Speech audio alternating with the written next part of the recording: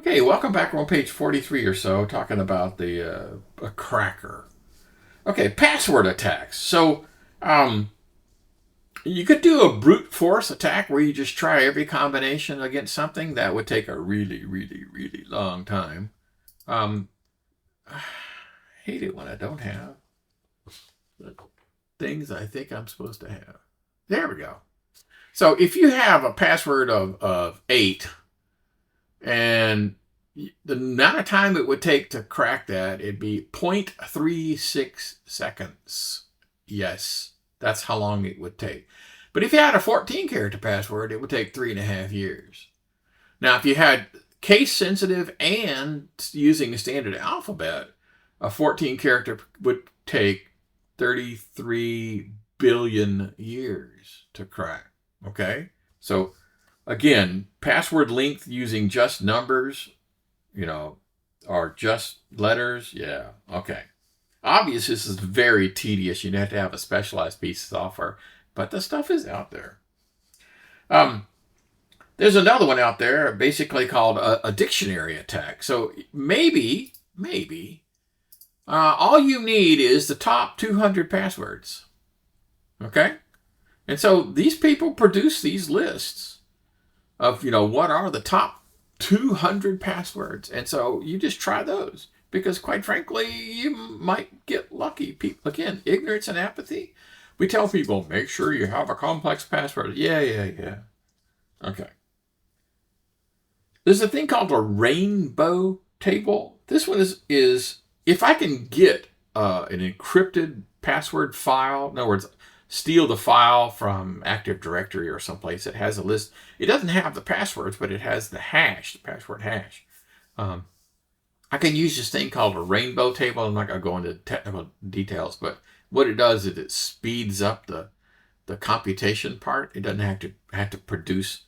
All it has to produce is again, it speeds up the process and makes it easy for you to come up with a matching password that matches the hash. Social engineering. I saw a really cool video where they stopped a person on the street and said, "Hey, what password do you use?" And the guy says, "Oh, well, I use kumquat1234." It's like, so asking your cube mate, "Hey, I'm going to be gone next week, but there's an awful lot of stuff that you can help me with. But you're gonna have to log onto my machine. Here's my password." Man, oh man, oh man. So I categorize that as, human error, right? Again, ignorance and apathy. But, just preying on human nature with social engineering is a very powerful tool. And is, again, in the old days, you always saw these spy movies where they lash somebody to a chair and tortured them.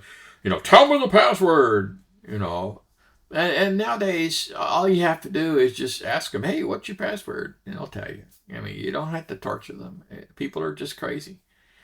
Okay, so next one we're talking about, page 47, is forces of nature. Fires, floods, all this good stuff. But in our area, we don't have too many problems. But fires, floods, earthquakes, landslides, winds, sandstorms, solar flares, lightning, volcanoes, insects. Yeah, okay. Often there's very little warning for these things. So what about a worldwide pandemic? Did anyone think of, COVID-19 back in the day of being a disruption, a force of nature? So fire, pretty straightforward. It could be smoke or damage due to a suppression system. So if I had a fire and my sprinkler came on and the sprinkler damaged, it doesn't really matter. It's still fire related. It's not water damage, it's fire damage. So it could be a physical loss of equipment, files, and that stuff. Floods, don't put stuff in basements. Do you have pumps? That kind of stuff. Earthquakes, typically building collapse and communication failures is what they're talking about. Lightning, having electronic equipment. Will surge protectors really help you with lightning? Well, kinda. I had a lightning strike that hit my house. I actually hit a tree outside my house, and it popped quite a few of the surge protectors and destroyed a TV and a computer. So it went right on through the surge protector. Surge protectors are really designed for lightning strikes like on a line, maybe 10 miles away. Not a direct lightning strike. Nothing can protect you against a direct lightning hit to your equipment. No way. So landslides, mudslides, yeah. Building and communications. Tornadoes, yes. Buildings and communications, yep. Power. Hurricane, typhoons. So let me tell you a crazy story. They were interviewing after Katrina in New Orleans. They were interviewing some baker who had stores in downtown New Orleans. And the guy says, look, I have 2 stores. And so I made sure that all of my records from one store were replicated to the other and vice versa. That way, if it was ever going to be a problem, flood or something, I was going to be covered. And he says, Katrina flooded them both. And I went, yeah, he did everything right. It's just that the magnitude of the problem, he lost everything, even though he was being very, very diligent in separating and making duplicate copies. So yeah, that can happen. So electronic ESD, electrostatic discharge. So if you have a clean room environment, that kind of thing, I use anti-static bags to protect some of my sensitive stuff. So this is a hard drive that I have inside an anti-static bag. I do that, and so if there ever was some EMP caused by a piece of equipment or lightning or something, it won't damage my hard drive. Okay, so dust, obviously a clean room kind of a scenario for that. And solar activity, mainly we're talking about, electromagnetic or perhaps satellite communication if there's a solar storm, that kind of stuff. Or loss of power because it affects, transmit.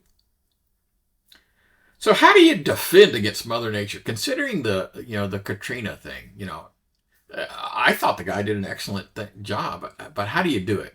Well, the only real way you can protect against loss with forces of nature like that is distance. And there's even a map that you can find on the internet that basically is how far is far enough. So I can't actually get to this article, but it's actually a pretty decent article. I actually have found it before, but I can't find it now. But one of the kind of a close is this. They talk about in disaster recovery, 30 miles and 100 miles from the primary site, in a bug out location, 40 to 100 miles. So what they're basically talking about is the only real recourse you have for Mother Nature is to be 30 to 40 miles away. So if you have a backup site or data replication like the baker in New Orleans, you can't be 10 miles away because the flood could affect that. You need to be 30 miles away. So human error or failure, page 49, that's where the good stuff is. So we are talking about your own employees, although later we're going to be talking about bad guys. But right now we're basically talking about your folks. So without a malicious intent, okay? Now, I used to be a system administrator, and people would come to me and say, hey, I accidentally overwrite this file. Could you get it from backup? And I go, okay, sure, no problem. And so, we go to the backup and we, pull the latest version down from wherever it was. That's a very common thing. It happened at least once a week. In a database world, I even had this one where they came into me and said, hey, I accidentally whacked this table. Could you fix it? So I did. They came back 5 minutes later and said, I whacked it again. And I went, well, what are you doing? And he says, well, I got it fixed now. So, I restored it a second time. But yeah, mistakes do happen. There was a classic example of just plain old mistakes where somebody typed in the wrong thing into a router. And, it's just a typo, typed in a number, and got the number wrong. And sure enough, it, shut down the entire internet for a while. Yeah, it could happen. So the greatest threat to an organization's information security is its own employees. Yes. They are threat agents, okay? Because they have access to things, okay? If they didn't have access to things, well, wouldn't matter, right? But they are threat agents because they can get to stuff. So the real tools you have is training, awareness, and maybe some controls. But training and awareness, we're going to be talking a great deal about that later, is really the only real thing. And again, ignorance and apathy, you're going to have to beat them over the head occasionally. There's some humorous things. You've probably heard this before. P-back means problem exists between keyboard and chair. And picnic, problem in chair, not in computer. And an ID 10, those are cute. So let's talk about social engineering one more time. So if I show up in work clothes, I have a tool belt, I've got a ladder and a box of fluorescent lights, okay? And I walk up and say, could you let me in the server room? I need to change the lights. There's a burned out light bulb there. And most people would say, sure, no problem. Let me let you in, and turn around and walk off. You're in the room unescorted, and you can do anything in the world you want. That's a real thing, okay? So let's talk about how easy it would be to fool somebody. Now, could you fool an IT person?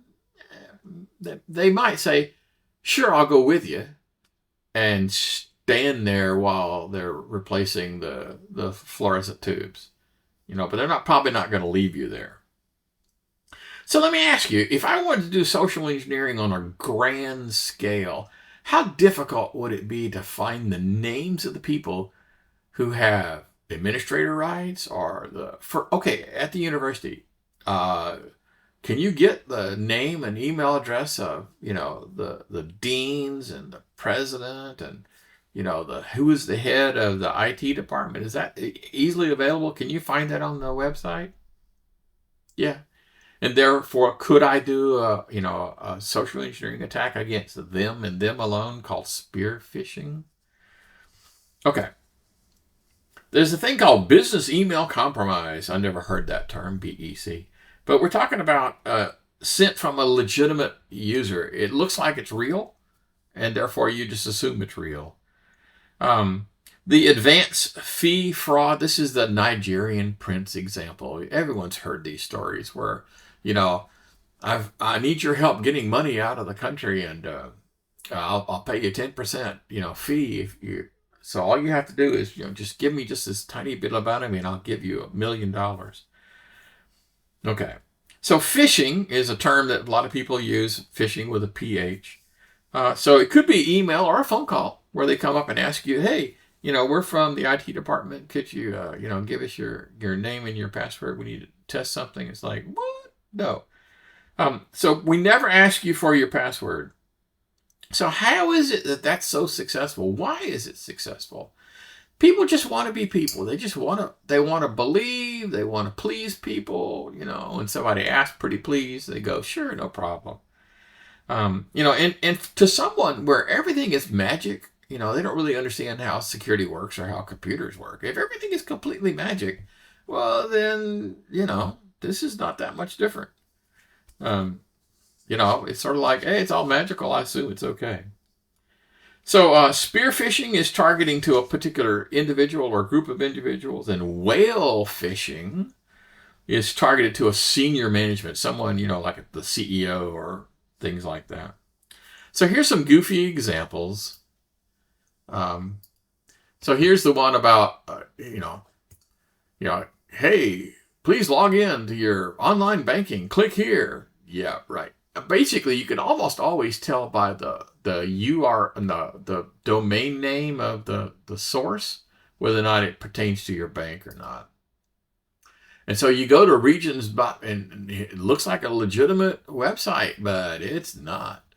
So you clicked on this, and if you look up here, you can see, it's not really Regions.net online banking. It's something else. Okay, so if you just kind of look, you can actually see some of these things. Okay, we're coming up on the 15-minute mark, so you guys know how this works.